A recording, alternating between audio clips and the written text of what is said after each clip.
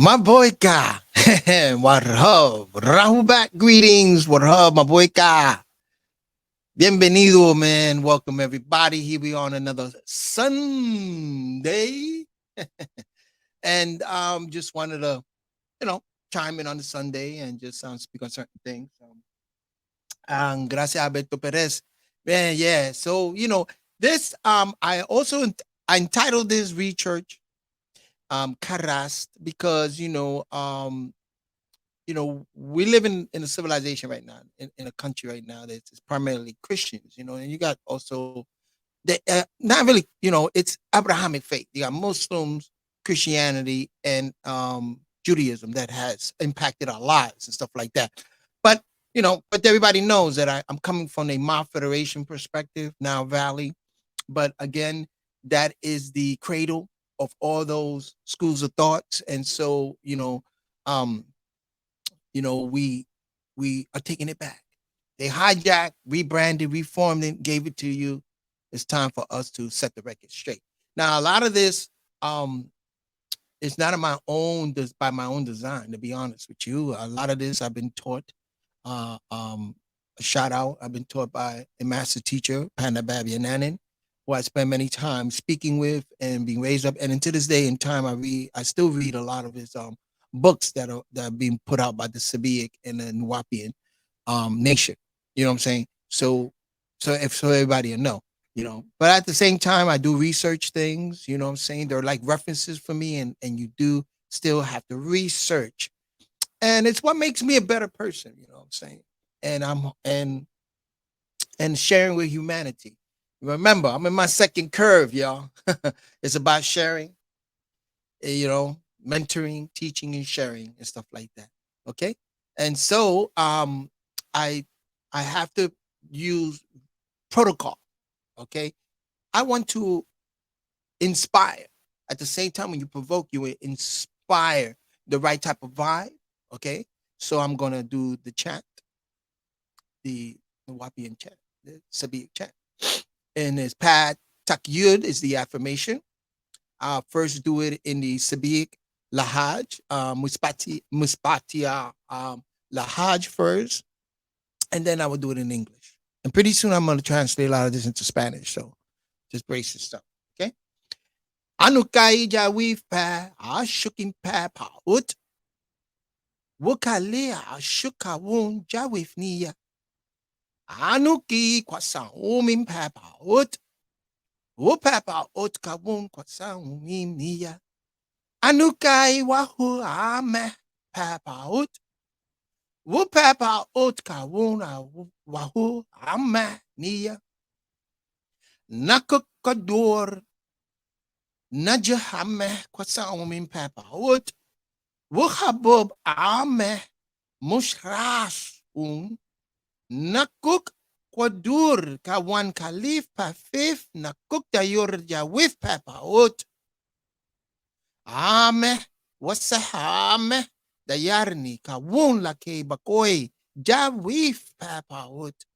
Anukai yabid by nasni papaut kawun anukai papa okadur nakukadur papa ot amul nukuk amul.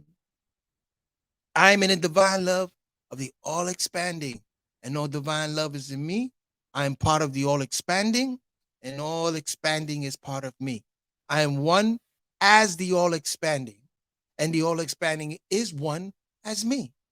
I can succeed as part of the all expanding and fail as an individual person. I can be all, excuse me, that I'm one in the all expanding, as long as my want is to stay in the all expanding. I'm never by myself. And the all expanding is I am. The all expanding can. The all expanding does, and I do. Okay. Just wanted to open up with that. You know what I'm saying? And so this is entitled The Fruit. We're in Genesis. Genesis talk about genes. You see the word genes in there, genetics. People say genetics of Isis, and so and so. That's Genesis, the beginning, where they say Barashish in the beginning, right? And so we're going to read a little bit of that because I want to use the biblical terms because again, that's for my Christian brothers and sisters out there. And it's not that, we have to be careful these days, you know what I'm saying? But again, this is the spirituality inspiring aspirations of how you can take text out there and transform it, not interpret it, but transform it into something very beneficial to us. At the end of the day, it has to stand to be beneficial for all of humanity. You know what I'm saying? And I can speak on this from personal experiences, and I'm sure many of you also can speak on it, can see it through the personal experience. So this is entitled The Fruit, right? Let me share my screen and let me pull up. Hold up. Let me share my screen and let me pull up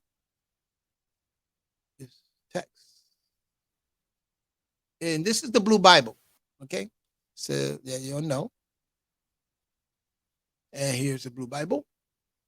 And so I'm waiting for it to pull up on the Facebook.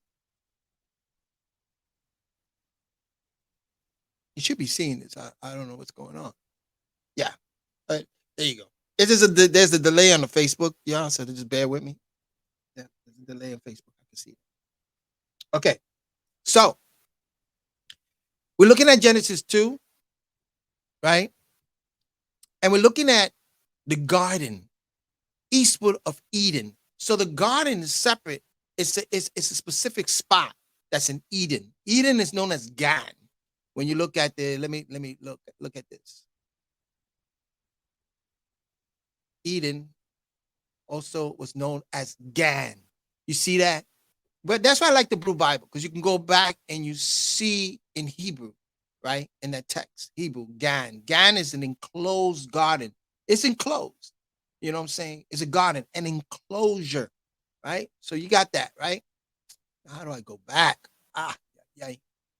I'm sorry about that. I did that, and I need to go back, and I can't find how I can go back. So let's go back into Genesis here, Genesis 2. There you go. Genesis 2. Yeah, Genesis 2. Bingo. Come on. Yeah, work with me. Okay, here we go. So in okay, so we're in Genesis 2:8. And it says, okay, again, the Yahuwah Elohim, one of the Elohim named Yahuwah, oh, he who is of the Elohim, he planted a garden eastward in Eden, eastward of the garden of Gan, right? Of Gan, there's Eden. And then he put man who he formed, right? According to this narrative. And out of the garden made the Yahuwah Elohim to grow every tree that is pleasant in sight and good for food, and the tree of life also in the midst of the garden. So there was a trees that were pleasant in sight, beautiful to see, they were good for food, right? And then the tree of life in the midst of the garden, and the tree of good and evil. You want to pay attention to that. And a river went out of Eden, right, in Gan, to water the garden. And from thence it was parted and became four heads. Okay. So out of Gan into this garden, there were four rivers that flowed through it, right? The name of the first one was Pison, which is encompassing the whole land of Havilah, where there is gold. Where's Havilah? We have to, man, I'm going to have to go back and show you the location. We're going to do that. Let's just keep reading. I'm going to show you where Havilah is at. And then the gold of that land is good, the bdellium, and also the oxen, the onyx stone, right? Those are clues. Good gold. There's gold there. So that means that whoever's writing this script knows about gold and know the difference between what is good gold and what is gold, what is silver. So it has a distinction, right? And the gold in that land is good. So there was good gold, was good. Bdellium and also the onyx stone. So whoever's writing this, and you say God, this is the word of God, it is a distinction between what? Distinction between gold, the bdellium, and also the onyx stone. Okay? So it's letting you know that in this land of Havilah, it's good gold there. It's good minerals there. You know what I'm saying? In this place, right? And this is in Gan, Indiana, Gan. They call it Gan from Ganawa, Gan. So we're going to look into that later. Now, the gold in that land is good. Now, the name of the second river, Gihon. Now, it is compassed, and that compasseth the whole land of Ethiopia. Now, it's giving you a a clue, Ethiopia. Now we understand that at one time the whole continent of that area was called Ethiopia. Ether utopia is where they get that from. Ether utopia. Etheric beings, and when they're in the utopia, a utopia life, right? But then you see that in you have to make a distinguish now. We got to really, really think about it. We got to look into the topography. We got to look into geography. So we're seeing that Havila and Ethiopia, because these rivers are flowing through there, right? You got the Pisan and you have the Gihon. Then you have what they call the third river, Handika, and that is which towards the east of Assyria. Now it's giving you another location. Now it's giving you all the way. If you look at it in today's mapping, you're looking at Havila, right? Which is like, I'll give you a clue. Havila is I mean the gold is good, is with Sudan and that area. Then you're coming down to Ethiopia, but then you're standing all the way into Saudi Arabia, right? And you're standing all the way into the Levant area. You know what I'm saying? So it's giving you an area. Assyria, right? And the fourth river is the Euphrates. We can pull up a map and see what all of this is at. Now, and the Yahuwah, the Yahuwah of the Elohim took the man and put him into the Garden of Eden. So he made man somewhere else. You know what I'm saying? In the whole, he made man in Ganawa, but then he put him in a specific place in Eden where the four rivers flow. So it was a huge. The clue here: Assyria, Euphrates, right? And then you also have Ethiopia, right?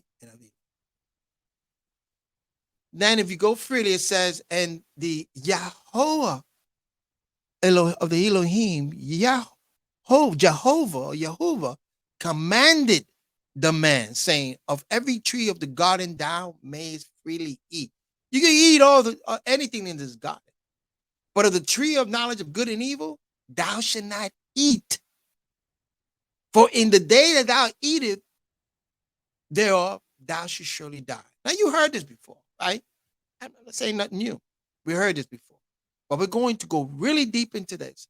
Because we're going to look at what is this tree that is known to give you knowledge of good and evil. What is this tree that grows in the midst and that grows in this area? That's what we're looking for. We're looking for trees that grow seeds, a plant, right? Right? A fruit, or if it's a fruit or some type of vegetable, so that grows in this area, right? That specifically the Elohims, where they say God, translating to the God, doesn't want you to touch. Why he does not want you to touch? Because he's telling you if you do, you're going to surely die. Now we got to look at death. What kind of death are we talking about? You know what I'm saying? Now I can go little by little and go into like if you go into tools, you can, and I can bring up let's look at the word death, because later on we're going to make a note of that, right? You have death in Hebrew 4191, right? To die, kill, have executed, die, perish of a nation, or to perish, be put to death, or die prematurely, neglected, wise, by neglect of wise moral conduct, put to death, dispatch, kill, put to death, right? Right? But if you look at it, mouth is a primitive root to die frequently, consultatively, right? To kill, dead body, worthy, right? Look at this, necromancer, like necromancy, death, right? Slay, surely, very, as you go on. The verb die in Assyrian is matu, right? It gives you the Arabic and the Ethiopian and the Napatinian from Napata, okay, which is Nuwapu, right? It gives you that, right? If you go to the Hebrew Chaldee lexicon, right, and you look up that word, is to die. And it's so in all Phoenicio-Shemitic language, the middle radical appears to be softened from the liquid R, right? And compared so that the original stock of murt compare sent, right? Okay, or muddy, right? To die, right? We got that. But this is one thing I want you to bear in mind, okay? That slay surely kill dead man, dead body, and so perish to die or perish of a nation. So when you deal with death, it it it it it it it impacts a lot. It doesn't also necessarily mean that you die physically. You can also die mentally. You can die spiritually. That means you have no inspiration or aspiration whatsoever. You know what I'm saying? So it takes on many different forms, right? So you will surely die if you eat of this. So what it means, what tree that gives you or bears fruit of or some type of product that that appears to bring a sort of death state to you, a sedated state, right? I'm giving you a clue, a sedated state, right? An unconscious state. What what plant that grows in this area that in today's day, in today, and since ancient time has been spoken about? When you study anthropology or you study botany or you study the you know, that science of plants and stuff like that, horticulture or stuff like, I'm lost for that word.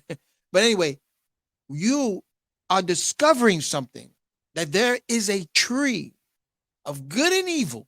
Now, a lot of people are going to interpret this to be, oh, this is symbolic, it's metaphor, but in no way, I mean, what metaphor or what simile, what metaphor or what allegorical can this statement be about those rivers that are flowing, Gison, Pison, Hendico, and the Euphrates River?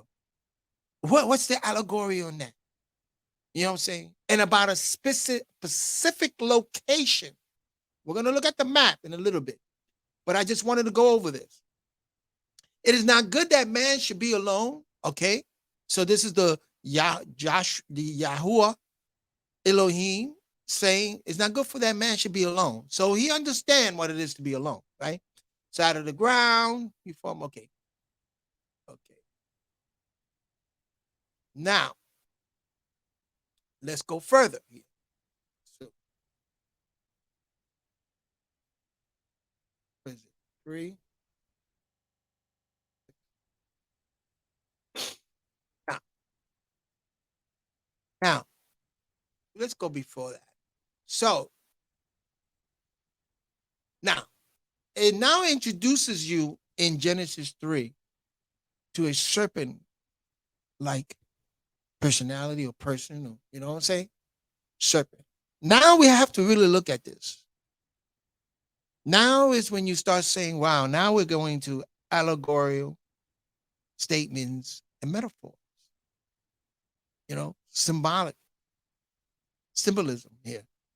Because, and this is again, when something cannot be taken literally, that means for fact, you cannot make sense of it literally, then you have to look at, well, what is it doing allegorically or metaphor? Metaphor. What is it doing? Okay. So it's telling you the serpent were more subtle than any beast of the field, which the Yahuwah Elohim he made it, right? And he said unto the woman, yeah, as God said, you should not eat of every tree of the garden. Now, this is a serpent. That's what you're saying. That's how you can tell that this definitely is not a literal statement. Why? Have you known serpents to speak?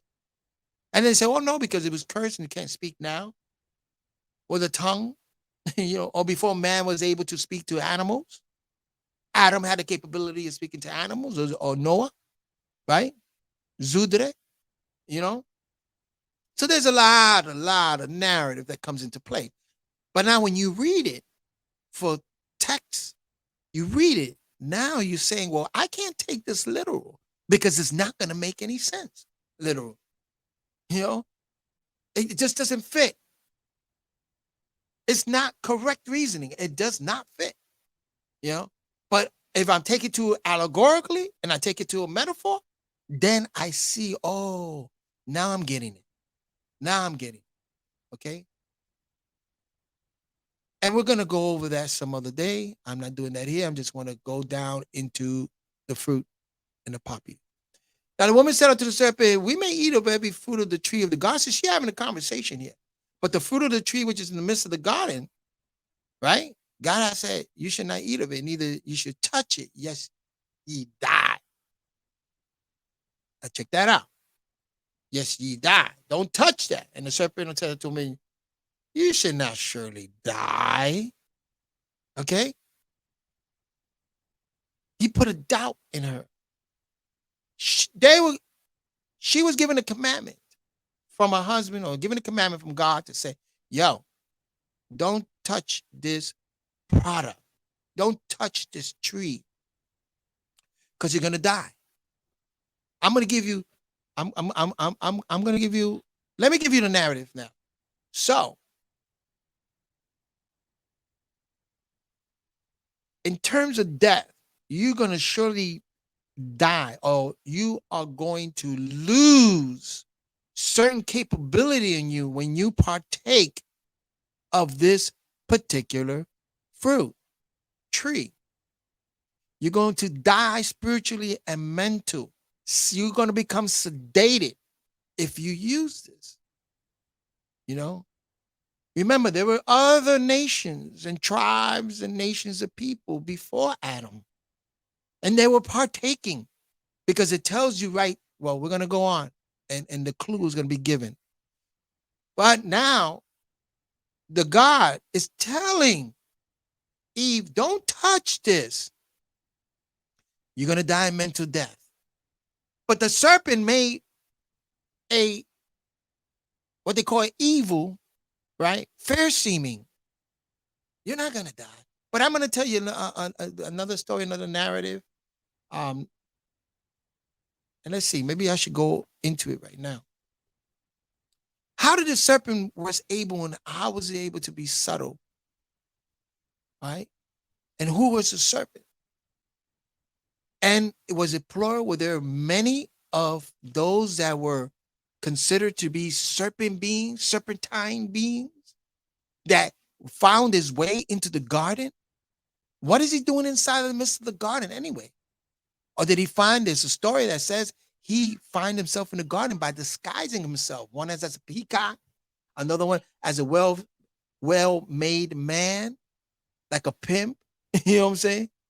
You know, decked with all luxury and decked with a lot of things, was able to wow the women. Eve, she never saw that before. She never seen a well-made man like that before. You know what I'm saying? Or very subtle in his speech, like a pimp. Some women don't understand that. They don't know that. They don't know how a well-formed man can come with some delicacies and come with some, you know what I'm saying? His nails are glistening. He's painted. You know what I'm saying? He's adorned with jewelry. He's adorned with that fur hat and that what they call a chinchilla. You know, he is wowing this woman. Wow. You know what I'm saying? And then he's letting her know, hey, man, come on. You ain't gonna die physically. You ain't gonna even die mentally. You're gonna get wiser, right? That's the narrative. That's another narrative. When you look at it, when you look at life and you see how it plays into this day and time, and we're going to speak about that later, how the center became the outer band, and now we have to get back to the center. Okay. Remember, we're talking about this in the middle, in the midst of the garden. In the center of this garden was this tree of good and evil. And this tree had the capability of doing what? Huh? We're going to find out. So of the fruit of the tree, so it's a fruit. It's telling you right now, it's a fruit in the midst of the garden. You should not eat, neither you should touch. Yes, he died. In the It's a fruit. Now we're getting somewhere. Now we're looking and say, well, so this is a fruit that a tree bears this fruit that's in the middle of the garden that they call it the fruit of good and evil. Well, what is good and evil? Right? Decisions, good and evil, good and evil. Okay. So the serpent said to the woman, ye shall not surely die. For God knoweth that in the days ye eat thereof, then your eyes should be open and you should be as gods, knowing good and evil. Ah, making it fair seeming. Your eyes are going to be open. You know what I'm saying? That's fair seeming. Wouldn't you want your eyes to be awoke? You're going to be conscious. You're going to be awoke. Now, you're going to be like a God because gods are, their eyes are open.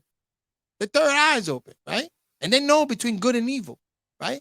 So the woman saw there's a tree. Now, here's a clue. One of the biggest clue. It's right here. And when the woman saw that the tree was good for food and that it was pleasant to the eyes, it looked great, beautiful, pleasant to the eyes, right? Colors. And the tree to be desired to make one wise. Okay?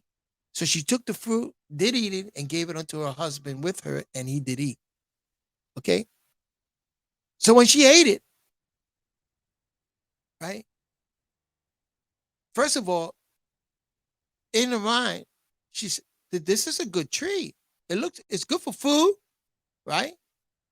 It, it's beautiful, it's pleasant, beautiful colors. These plants, these fruits. And when you partake of it, it makes you feel wise. And then their eyes, them both were open, and they knew that they were naked. Now their eyes became open, and they suffered. Now, here's the switching bait. Now, their eyes now is open, and they now are wise when they partook of the fruit. What fruit do we know? Now, you know when they call it an apple? The apple that Eve bit. Why do they call it an apple? Right? Why is it a fruit? Where does it grow? Since ancient time. You got the clue already of the location. Now let's look at the map. Let me stop my stream for a minute.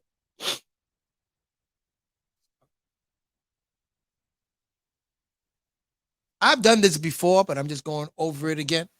You know what I'm saying? Just for the Sunday.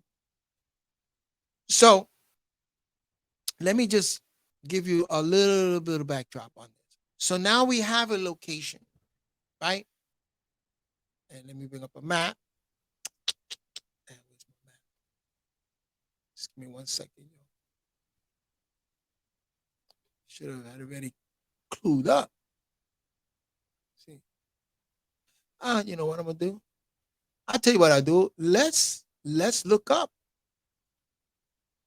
Havila.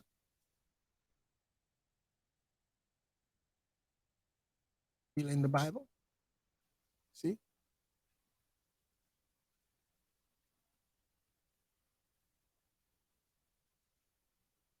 You see this? Let me see. Ah, it doesn't give you a map. Jesus, I know I had a map here. Oh, map of the East. Let me see.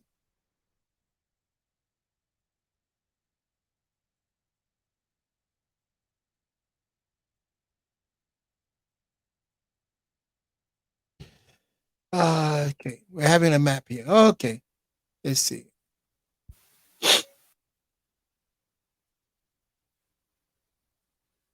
I'm listening. Syria. No.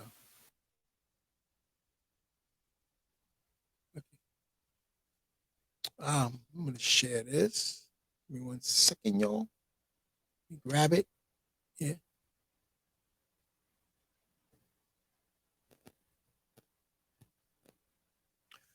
I can share this, and let me show you what I'm looking at here.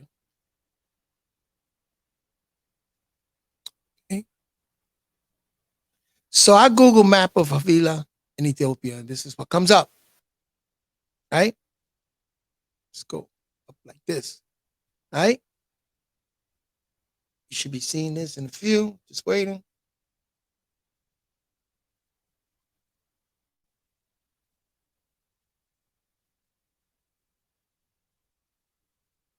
Now, when you look at this, right, you're seeing a specific area.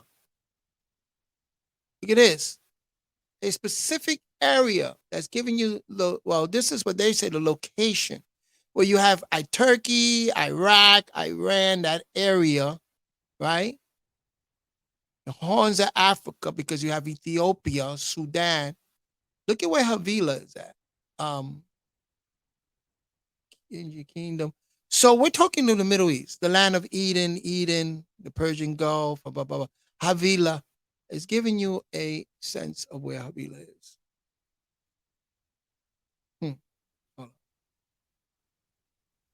Well, give me 1 second, yo.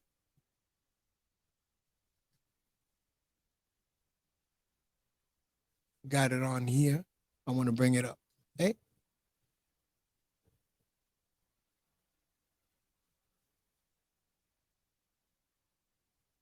Well, every time I do that, well, let me not do it too much. So here, see this?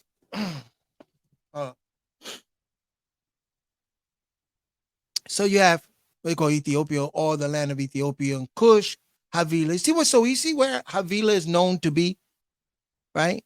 It compasses. The Pison is the blue and the white Nile. And when they meet, right, in Sudan, and then you got the Havilah, the Kushite, Havilah, and then you got the Euphrates River, and with the Hendika, the Tigris and Euphrates River. This whole area, right? When you look eastward of the garden, right? Eastward, this area, what do you see?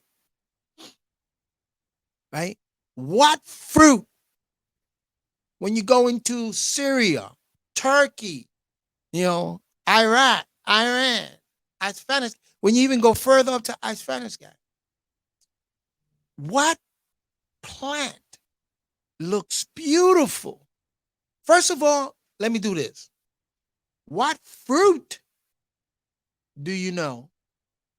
Let me end this for a minute. What fruit do you know that grows in that area? You ever heard of the Chinese apple, the pomegranate? Huh? Look at the pomegranate and how it looks. I'm gonna bring that up. 1 second. 1 second. Let me see. I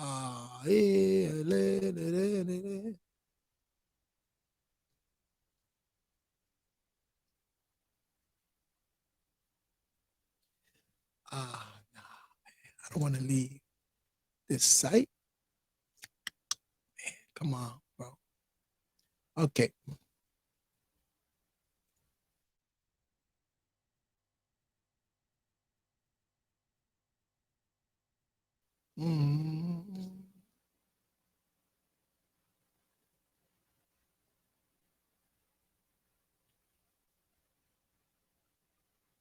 I'm looking for the picture of the pomegranate, and I had it.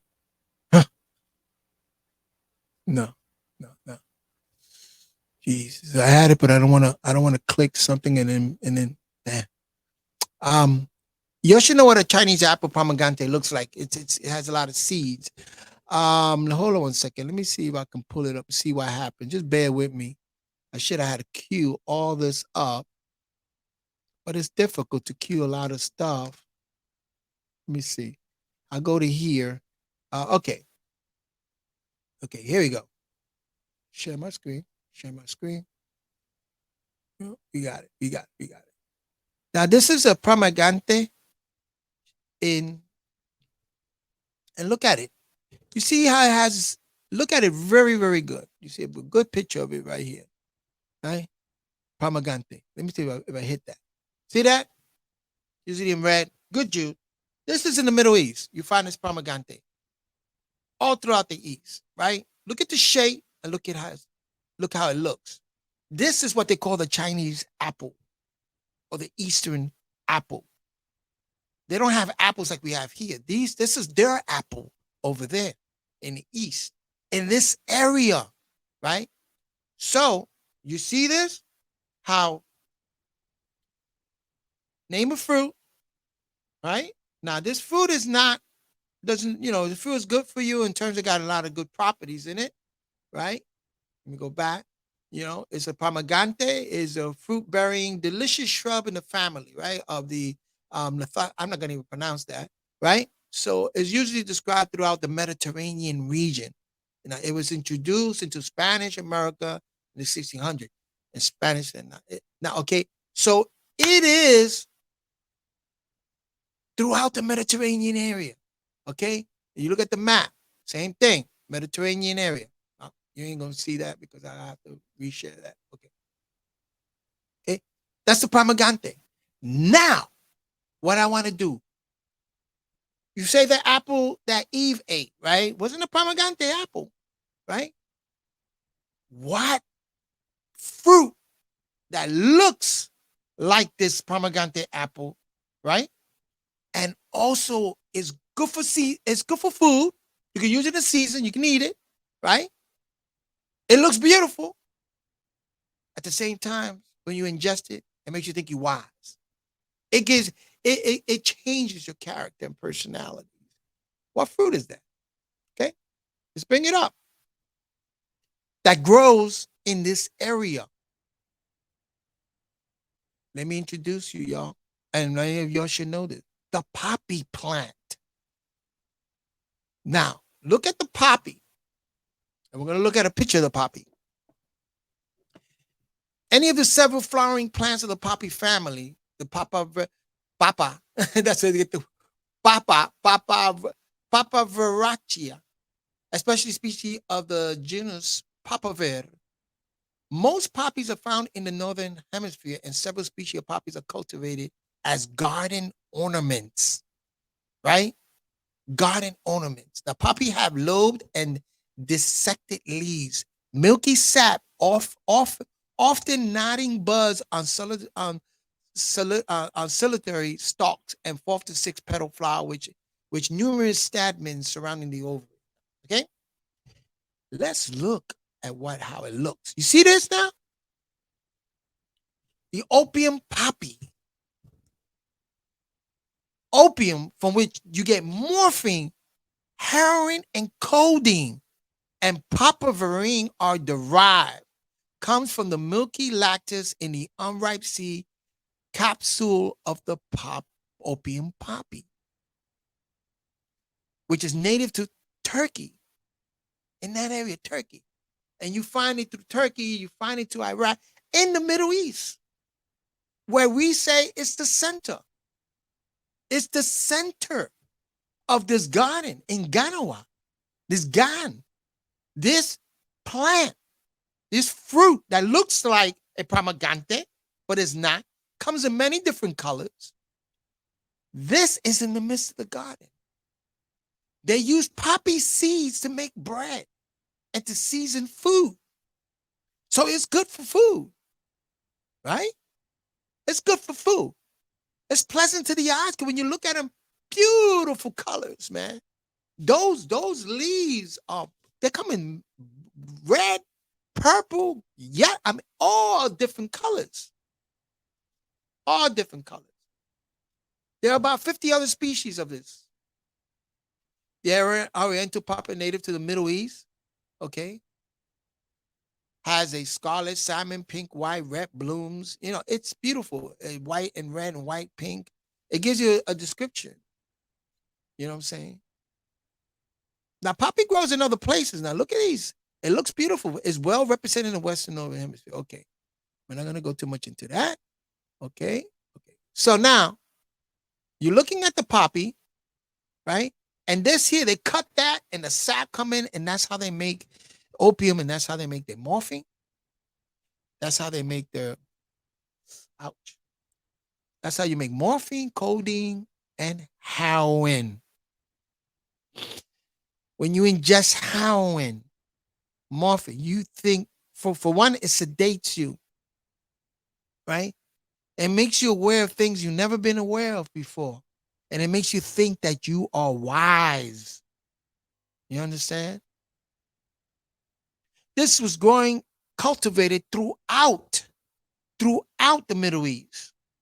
And even to Mexico and even to China. They had the Opium War in China. You know what I'm saying? This is the description. This makes sense. But why did those gods didn't want Adam and Eve to touch this plant, to touch that fruit? It's going to change your character and personality. They was enclosed. If they enclosed, it was enclosed garden because they're trying to keep people at some. They're trying to keep something away from what they have. You see, when you enclose something, when you enclose something, is because you fence it. You're trying to keep something out of it. Okay. And so you place a guardian in there to tend it, but you tell them, don't touch of that. You know, don't touch that commodity. Because since ancient time, they were using the plant for medicine purposes, sedating. When you go back into ancient Kemet and you go back into Semidia and they unearth these mummies or these corpse mummies, they see, and they test it, they see a large amount of opium that was used, especially if they would if they have a clue that there was a surgery that was performed on that particular person. Okay, especially like an ancient a king or queen.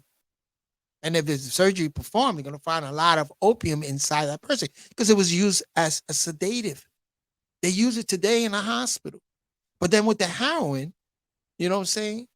You lose you force the eye to be open, but you lose again inspiration and aspiration is being diminished. You just have to look around and you got to go to this area and observe how heroin users observe their character and personality.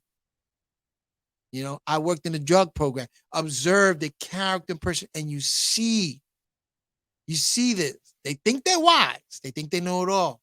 They think they're awake. You know, they're wise. They're awake, and they're feeling good and sedated. This is the hypnotic spell. That's the reason why they put it in your food today. Chicken feed has poppy seeds in it. And people know if you're in a drug program and you eat bread that is made out of poppy seed and you take a drug test, you're going to come out dirty. It's going to come out that you was ingesting drugs. That's why they told you do not have any poppy seeds before you take a drug test. You know what I'm saying? Some people eat it and they enjoy it because it mellows them out. See? This is what was kept away. And for a good purpose. Or, again, it was a commodity. You know what I'm saying? It was in today's day and time, there's still wars being fought over in that area to see who controls the manufacturing and the cultivation of this plant. For ages, this has been going on, and it's going on today. You know what I'm saying? The drug trade is a very lucrative and a multi trillions of money they make off of the drug trade. You know? So again, going back into the biblical text, you know, we're seeing that this area, it's giving you the location, and then it's giving you these clues as to what fruit, you know what I'm saying, that grows, that is good for food. It's pleasant to the eyes because there's beautiful plants. At the same time, when you ingest it, it makes you think that you're wise. It opens, again, it appears for you to be wise and open. And I say appears because I'm telling you, they have a certain science when it comes to that. They call it the the left hand magic. And there's a certain science because it also forms as an aphrodisiac. Because you have women that are so, they get ingested and they become what? Seductive. So when Eve ingested it, she came back to her mate like, oh, Papi, I feel good. I feel sexy. Come on, man. Come on, have some of this, man. Then then their eyes are open. Yeah, they found they were naked. It's very strange narrative, but you know what I'm saying? It's used for many purposes, many purposes since ancient time. So this is what this biblical text is giving you. So they took stories, they took actual accounts and stories, texts from Sumerian texts, medical texts. They took stories and they put it into this biblical text. And these gods specifically told them, don't touch that. It's just like you're a drug dealer and shit. You know what I'm saying? Don't touch the product. This is Scarface, right? Don't do your own supply. You know what I'm saying? Don't touch my product. I'm a cultivator. I cultivate that. There's been wars fought over that. Just read up in what China and the British had, the Opium War. Because in China, that's the China white. They grow poppies plants out there, and it's China white. Very powerful stuff. Using medicine. Now they got the synthetic one, which is fentanyl, and it sedates you. You know, when you go in the hospital, they want to hit you up with morphine quickly. And I'm like, yo, okay. I mean, because it numbs the pain and it gives you pleasure. It numbs the pain. You know? Get back in here.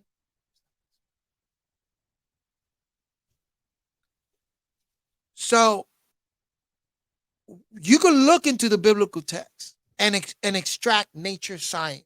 And this is our nature science. This is a conversation I had with Pat Nabayanan. And he described to us of how the serpent came into and if pluralized, if we say serpent people, they came in with like a peacock having many different colors and strutting its colors, right? Well, just imagine Mardi Gras. Just imagine a tribe of people with a lot of colors coming into the garden that Eve and Adam were not accustomed to seeing.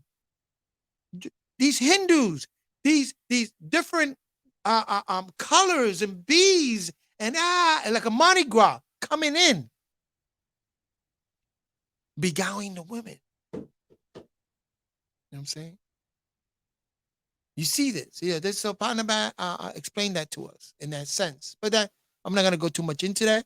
I'm always hitting my 1 hour mark. But but you know, so when you look at, let's go back and look at, excuse me 1 second.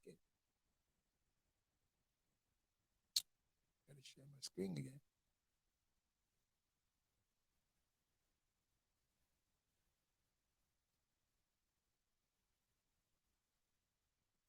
So here we have in the blue letter.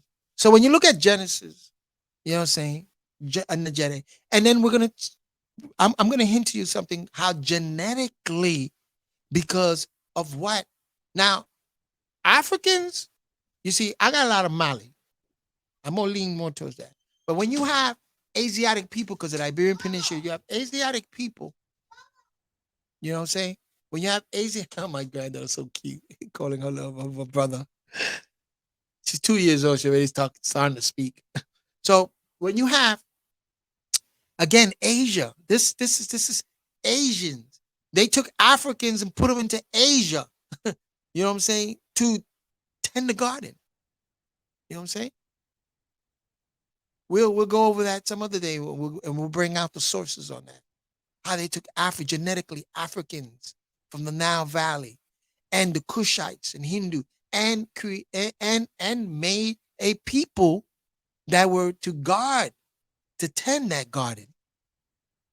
You gotta look at everything plural. Remember, that's the trick. They're trying to make you look at contractual. expansion, and look at it plurally.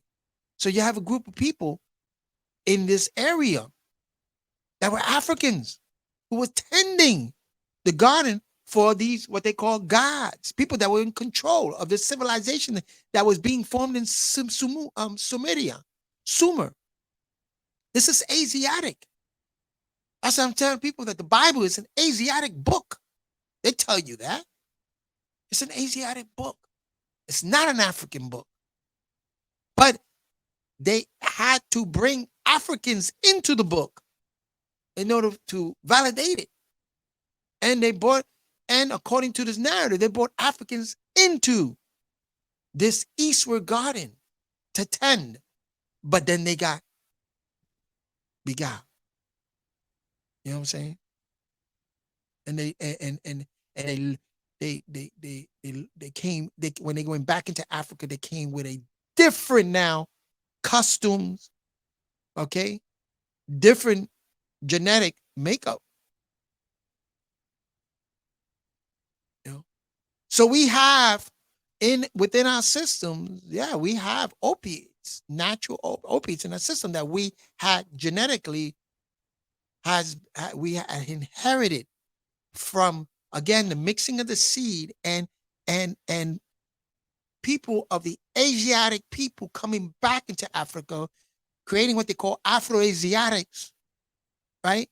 And now we have this tendency, what they call hypnotic tendency, sedated tendencies, because of the custom and the culture has become that hypnotic. That's the spell of Kingu in Sumeria, the Sumer.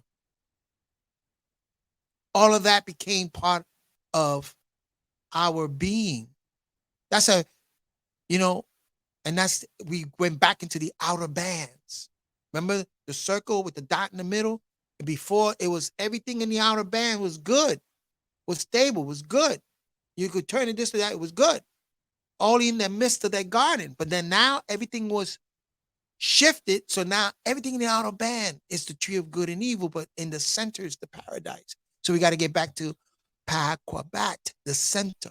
Wusabat, Pa-Quabat, the center. We got to get back to that center. And again, the foods help a lot. Foods help a lot detoxing food. Because of habitat, the eco environment of the, and I'm not saying that it's all bad. Asiatic people, no, I'm not saying that. I'm just saying that's a different culture that has came into our paradigm, into our culture. And so now we have to detox that out. And that's part of the whole series. That's what's going on, you know.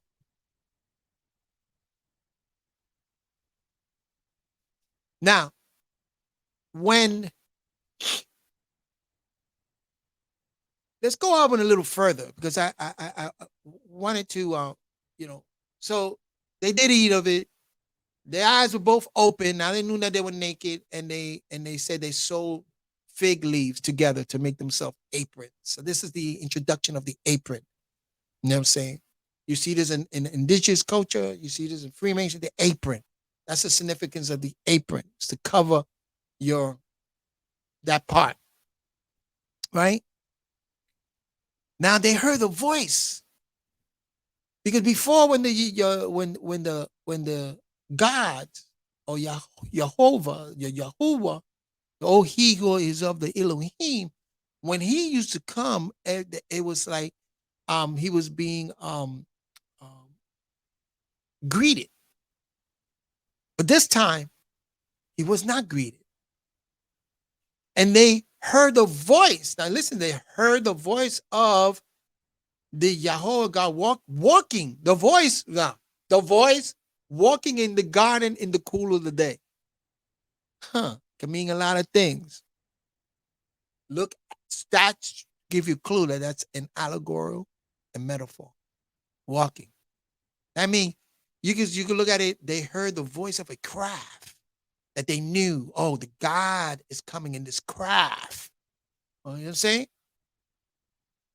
Or the gods are walking and you can actually feel, you can hear them in some sense in the cool of the day. So Adam and Eve, they hid themselves from the presence of the Jehovah God amongst the trees of the garden. They hid themselves. Before they used to not hide themselves. Now they hid themselves. Shame. Shame. See? This is the first instance, the first, what they call the first um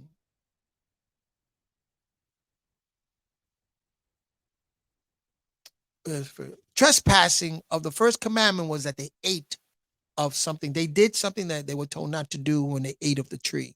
That's the first one, right? They didn't know about listening to the serpent because they weren't told not to listen to the serpent. No one told them don't listen to the serpent.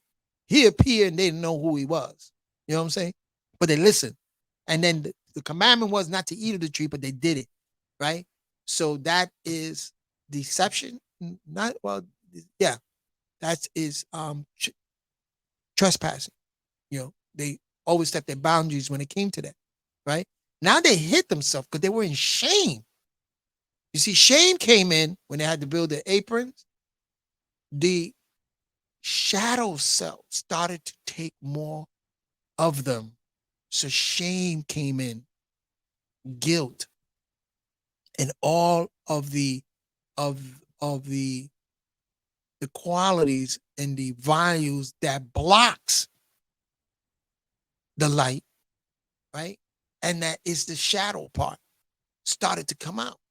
That's how the gods knew. You know what I'm saying? They could see that in the auric egg that something was off here. And the Lord God called up to Adam and said, where you at? Where art thou? Where you at? You know? So he has eyes, he's looking, and you know, and he said, I heard the voice in the garden, and I was afraid, fear, because I was naked and I hid myself. Fear came in. Guilt, fear, shame, right? Lies. See, here in this biblical text in Genesis is how we or you had inherited certain qualities right here, inherited certain qualities in life that if you look at a baby doesn't have. You know what I'm saying? Pure beings don't have it like this. People of the light doesn't have this. It's just when it gets into the has it's a shadow and that grows stronger. So here you see this happening here. Yeah, and the God said, "Who told thee that thou was naked? And thou hast thou eaten of the tree? Already knew." You know what I'm saying? Your eyes are now open, and now your moon energies, those shadow energies, are now being amplified. Are being amplified. So now your ego attachment, your doctrine and dogma, ego attachment, illusions, lies, right? Grief, shame, guilt, doubt, fear, and separatism separated themselves now. Now they have to separate them, so they have to leave. They have to separate themselves from the masses. All of those qualities became enhanced. All the qualities became amplified because of the taking. So that's when they say that your eyes are now open. You are seeing the light and the shadow that is casting. And all of that creates that spiral, right? And goes up into your auric egg, and all those colors starts to start to amplify and start to illuminate. You know what I'm saying? Now he said, "Who told you was naked?" He said, "Because has thou eaten of the tree Who I commanded thee that you should not eat of that? I told you don't eat of that. Don't partake of that. And the man said, blame. Blame is another characteristic that is introduced here. That woman that thou gavest with me, she gave me of the tree. I did eat. That woman, he blamed the woman. The woman did it. She brought that to me. And the Lord said unto the woman, how is it what you doing? Why you do that? And the woman said, well, he blamed it on the serpent. The serpent, he beguiled me and I did eat. He tricked me, man. That pimp got to me. He tricked. You did not tell me about this pimp. You did not tell me about all these colors. You didn't tell me about all this pleasure seeking and that. You did not tell me any of that. And I like it. you know. Now the God said, the Lord God said unto the serpent, because thou hast done this, now thou curse upon all the cattle. You know what I'm saying? And above every beast of the field, and upon that belly that should go, and that dust thou eat all the days of life. You say to yourself, well, how can how can you explain this in reality? You know, and again, metaphor and what they call allegory. You look at the serpent as a people and the cattle in the fields, animal-like people, human-like people. You know what I'm saying? And you're looking at this. But this goes into other narratives that we're pretty later on. I like to bring up those narratives. Now he said, I will put enmity. And how do you know that he was more of a human-like serpent? Here's the clue. I'm going to put enmity between thee and the woman, and between thy seed and her seed. And I bruise thy head, and thou shalt bruise his heel. You see that? That's the clue that this serpent was a people. He's going to have seeds. He's going to have a people. And the woman is going to have also people. You know what I'm saying? And he said to the woman, I'm going to completely multiply thy sorrow. That grief, that is going to be multiplied. And that grief you're going to have during conception. And in that sorrow, you should bring children. And that desire should be unto your husband, and he should rule over thee. In other words, before he wasn't ruling over her, right? That's what this is telling me. He wasn't ruling over her. They were equal. They were equal. It's like in the Nile Valley. Men and women are equal. The feminine and masculine are equal. If you diminish the woman, you diminish the man. If you diminish the man, you diminish the woman. Those are how that principle works. But here is something else being introduced. This is Asiatic custom now. It became now introduced that now the woman is going to be the head. You see? How a lot of this became manifested. Why? It became manifested because this is the mixing of the sea, and this is Asiatic principles. These are Asiatic people, Assyrians, Syrians, people from Turkey. All right, this is the Adamites, and that came to Africa, the mixture, Afro-Asiatic mixture. Okay? And then now, and he said to Adam that because thou hast hearkened unto the voice of thy wife, thou hast eaten of the tree, which I commanded thee, saying, thou shalt not eat of it. Curse is the ground for thy sake.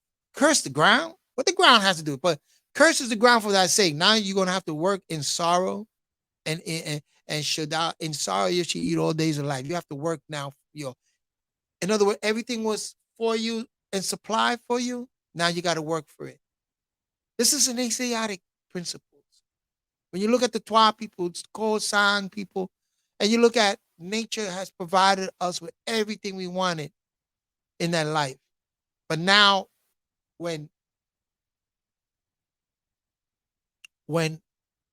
our ancestors were taken to Asia and experienced this, now they're coming back. Now this is genetically, now the civilization now is a whole different ball game. You're gonna have to work now to gain some type of paradise. Thorns and juices should be in forth thee, and thou should eat of the herbs of the, and thou and thou shalt eat the herb of the field, in the sweat of thy face, and so and so and so. This is the first time he called his wife Eve, because she is the mother of all living, which is Hawa, but she was not known as Hawa, she was Nakeba. And that we see, and Adam was Zakar. Now he became Adam, blood. He became blood. You know what I'm saying? But before he was known as Zakar, to remembrance, always had the remembrance of the Most High. You know, so he drove out, and who he put at the east of the garden? Cherubims, flaming swords, turn them away, the flaming swords. We're going to talk about that. We'll pick up that on later. But 1 second.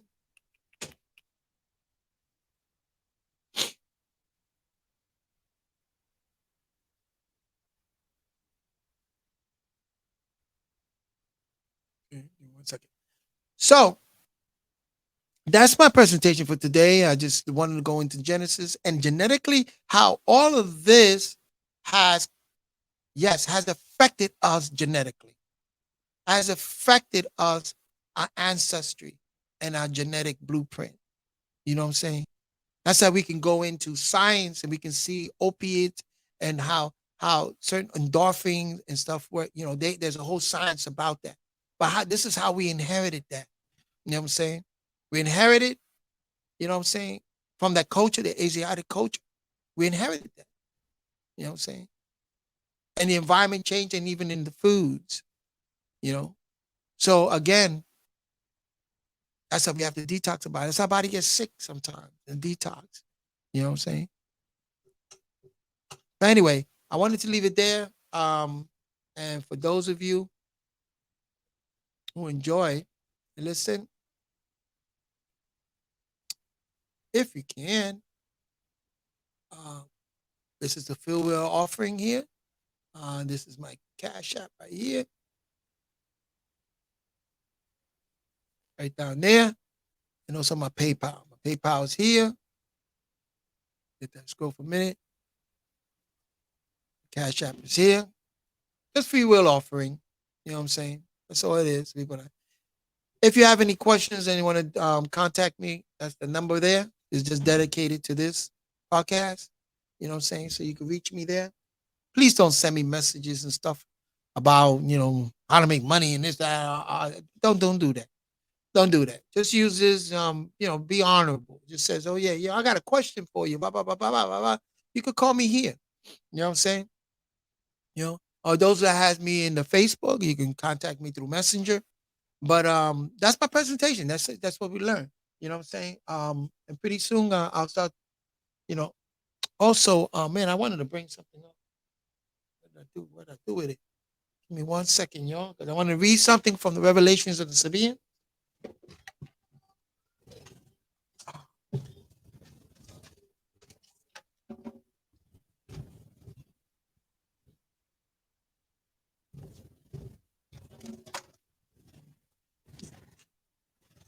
Yeah, because this is more into what we were speaking about. You see, yeah. So genetically, we're different, right? We have different creators. Okay, I'm reading from the Revelation of the Sabaeans, the Revelation of the Sabaeans, and in this our revelation, you are not to use drugs. Okay, you are not to become drunken. You are not to eat unclean and unhealthy food. Barahat. You are not to commit sexual abominations, prostitute, bestiality. You are not to use vulgarity and act vulgar and act obscene. These are, and I read this because these are qualities that we inherited. You know what I'm saying? We inherited. For instance, the whole prostitution thing. You know what I'm saying? You look at a lot of the prostitution, drugs, and a lot of prostitution subliminally, seductively. You know what I'm saying? You see the way they act. A lot of them are into drugs. So easy, puppy. Granddaughter.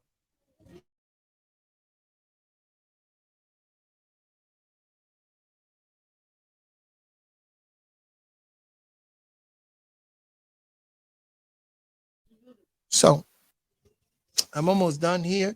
Um, and so I just wanted to read that to you. And, um, and so it's important, what I'm saying, that we genetically, we have to, know our bodies and know what we're dealing with and knowing how to detox and certain things you could do to detox, what I'm saying, and work with that, and also understand things from a you can understand from a biblical sense, but you have to really go deep into it. The Bible is not going to explain it the way it needs to be explained. So that's how you don't interpret things, but you look into it and you're seeing how can I reason this out, right? And how can it be beneficial to my family, to my tribe, my community, and my people? How can it be? You know what I'm saying? It's very, very, very important. At the end of the day, it's all about the children. How can we protect our legacy and our children so they have this knowledge to go on and on and on, and they don't fall enslaved or conquered? You see, and again, I don't want to say, oh, Asiatic, oh, that's bad, this and that, and they the devil. No, no, and not about that. It's understanding the difference in culture, understanding the difference in culture.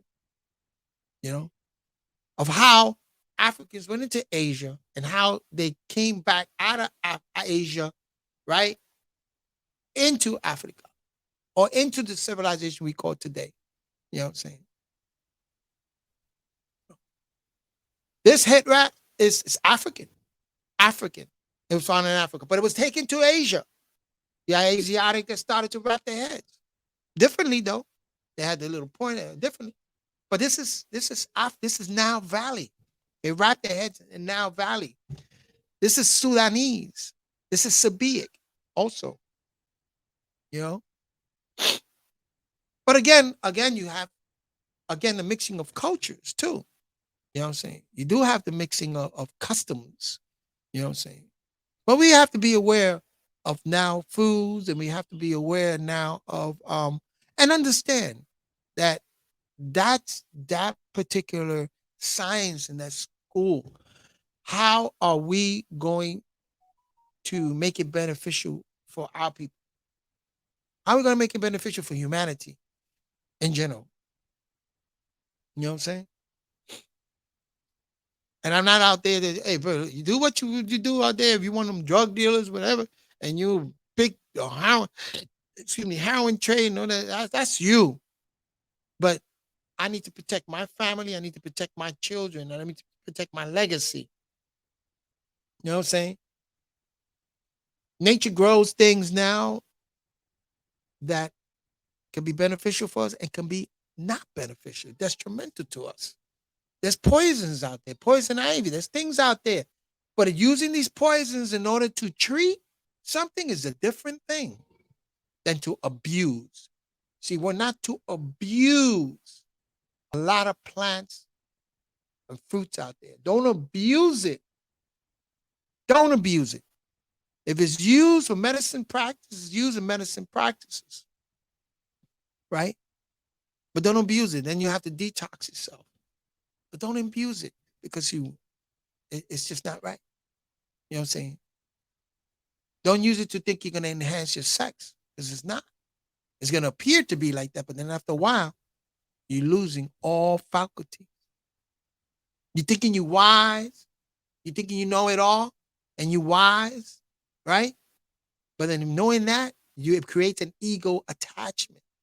You're missing the bigger picture. You know what I'm saying? Now you contract it.